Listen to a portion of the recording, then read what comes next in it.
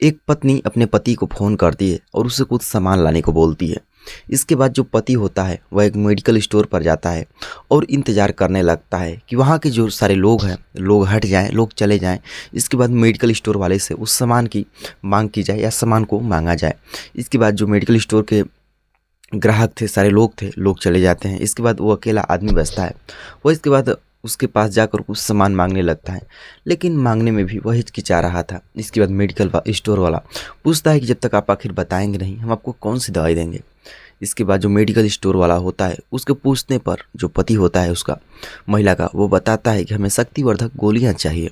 इसके बाद वह जो डॉक्टर मेडिकल स्टोर वाला होता है वह एक रैपर ला कर देता है। इसके बाद पति जो बोलता है, वो बोलता है कि नहीं, हमें दवाइयों की ज़रूरत अधिक ही पड़ती रहती है, आप एक काम कीजिए, इसका पूरा एक बंडल ही दे दीजिए।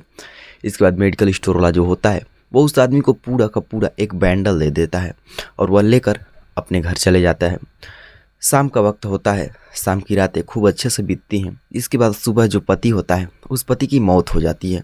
दोस्तों, इस पर जो खुलासा हुए, जो राज के पर्दे निकले, पता चला कि इस आदमी की जो मौत हुई है शक्तिवर्धक गोलियां खाकर ज़्यादा संबंध बनाने की वजह से हुई है। लेकिन फिर कहानी में आगे और भी ट्विस्ट आता है। तो चलिए पहले आपको इस कहानी से रूबरू कराते हैं, आखिर यह कहानी कहाँ की है, कैसे है। तो दोस्तों, यह जो कहानी है, यह कहानी उत्तर प्रदेश के मेरठ ज़िले की है। मेरठ ज़िले में एक वहीं पर एक गांव लगता है और वहीं गांव का एक आदमी रहने वाला होता है जिसका नाम आमीन होता है और उसकी पत्नी का नाम सबाना होता है। इसके बाद जो उसकी पत्नी होती है अपने पति से डिमांड करती है कि हाँ, शक्तिवर्धक गोलियां लेकर आइए। फिर वह किसी तरीके से जाता है मेडिकल स्टोर से, दवाइयाँ को लेकर आता है। दोस्तों, जैसे ही वह दवाइयों को लेकर आता है, रात की बातें बीतती हैं। सुबह कि उसके पति की डेथ हो जाती है।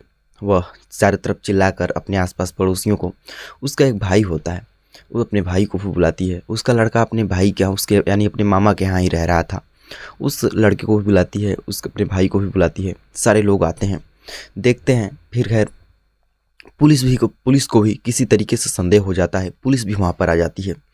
दोस्तों, जब पुलिस के हाथ में केस चला जाता है तो इसके बाद मामला अब कुछ उल्टा ही होने वाला था।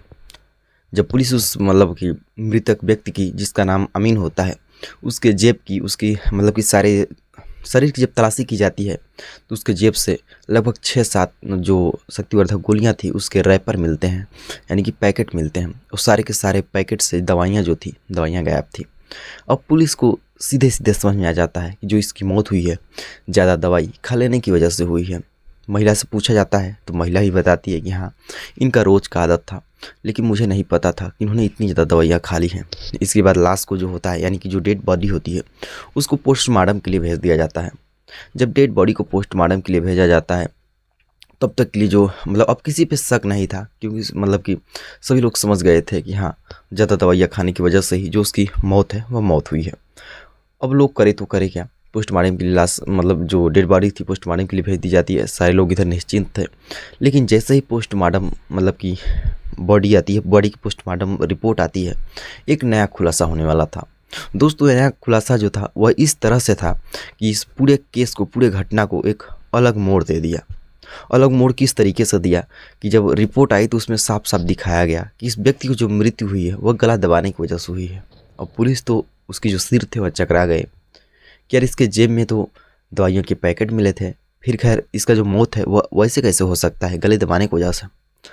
अब जो महिला होती है उसके फ़ोन को जब्त में लिया जाता है, यानी कि फ़ोन को सर्विलांस पे डाला जाता है।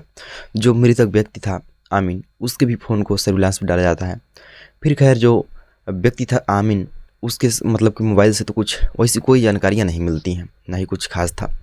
लेकिन जो महिला होती है सबाना, इसके मोबाइल से कुछ खास जानकारियाँ सामने निकल कर आती हैं।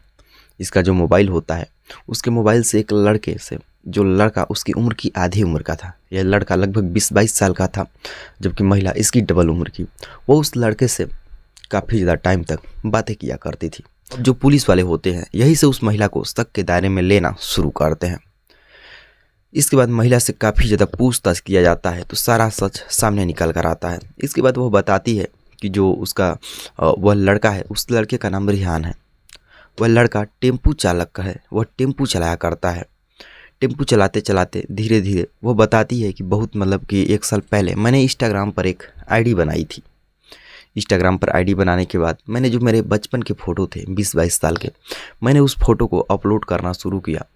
फिर एक दिन जो है लड़का रेहान है, इसका मेरे पर मैसेज आता है। पहले तो फ़ोटो को लाइक करता था, फिर मैसेज आता है, फिर धीरे धीरे करके हम दोनों की बातें भी होने लगती हैं।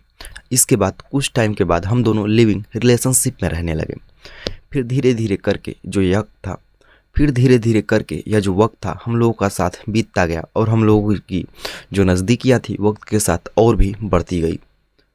अब इसके बाद तब वह बताती है कि इसका एक दोस्त है जिसका नाम विकास है, वह भी टेम्पू चालक किया करता था। दोनों एक साथ चालक किया करते थे, टेम्पू को चलाया करते थे और अपने घर परिवार को चलाया करते थे। लेकिन जो इसका दोस्त विकास है, इसकी नौकरी पंजाब के लुधियाना में एक मतलब व्यक्ति के यहाँ उसको मतलब कि खाना बनाने की बावर्ची की नौकरी लग जाती है। फिर घर वह चल जाता है। इसके बाद इस मीडिया रिपोर्ट, इसके बाद एक और घटना खुलासा होता है। तब वह मतलब कि पता चलता है कि इस महिला ने इस महिला जो इसका प्रेमी होता है रेहान, इसके साथ मिलकर उसने एक इस आदमी को यानी कि अपने पति आमिन को मतलब कि मारने का प्लान तैयार करती है। इसके बाद वह उस लड़के रेहान से बताती है। तो जो रेहान होता है वह रेहान अपने दोस्त विकास से कहता है कि हम लोगों को मतलब तुझे ऐसा ऐसा करना है, एक हत्या करना है, उसमें सारे लोग मतलब इन्वॉल्व रहेंगे, बस तुझे भी चलना है, तुझे अच्छे खासे पैसे दिलवा दूंगा। इसके बाद जो रेहान होता है बोलता है कि ठीक है। इसके बाद दोनों रेहान और विकास दोनों आते हैं, वहीं पर आकर एक होटल लेते हैं इन लोगों के रूम के थोड़ा मतलब दूर में। इसके बाद 17 जनवरी की यह बात थी जब रूम लेते हैं और 18 जनवरी की शाम को जब महिला मेरे पति को फ़ोन की थी, सारी दवाइयाँ लेकर आया हुआ था, सभी लोग सोए हुए थे। इसके बाद अचानक से वह उठती है, फ़ोन पर सारी बातें हो चुकी थी। वो दो व्यक्ति बाहर से आते हैं और जो महिला होती है वो अपने पति के छाती पर बैठ जाती है, पैर पकड़ लेती है, एक हाथ पकड़ लेता है और जो लड़का जिसका नाम विकास होता है वो उसके गले को दबाने लगता है। 10 से 15 मिनट की काफ़ी ज़्यादा मशक्क़त के बाद ये लोग आखिरकार महिला जो होती है अपने ही पति की हत्या करा देती है और महिला जो उसके पति का हत्या हो जाता है। दोस्तों इसके बाद जब यह सोशल मीडिया पर जो है खबरें थीं, यानी कि जब पुलिस ने इसका खुलासा किया तो सोशल मीडिया, प्रिंट मीडिया हो चाहे जो भी मीडिया हो, लोगों को जब यह खबर पता चलने लगी तो लोग बहुत ही ज़्यादा मतलब आक्रोश में आए। बहुत ही ज़्यादा लोग सोचने पर मजबूर हो गए कि क्या एक महिला अपने ही पति के साथ ऐसी ऐसी घटनाओं को अंजाम दे सकती है। दोस्तों आखिरकार यह जो खबर है यह सोचने पर मजबूर भी कर देती है कि जो पहले तो लोगों को पता चला कि नहीं ज़्यादा गोलियां खाने की वजह से मौत हुई है, लेकिन बाद में जब पुलिस ने पोस्टमार्टम की वजह से इस घटनाक्रम का खुलासा हुआ तो यह कहानी जो है, यह घटना जो है एक अलग ही दिशा में मोड़ ले ली। तो आप लोग इस मतलब घटना से आप इस महिला के मतलब कि किए पर क्या कहना चाहते हैं कमेंट बॉक्स में ज़रूर बताएं।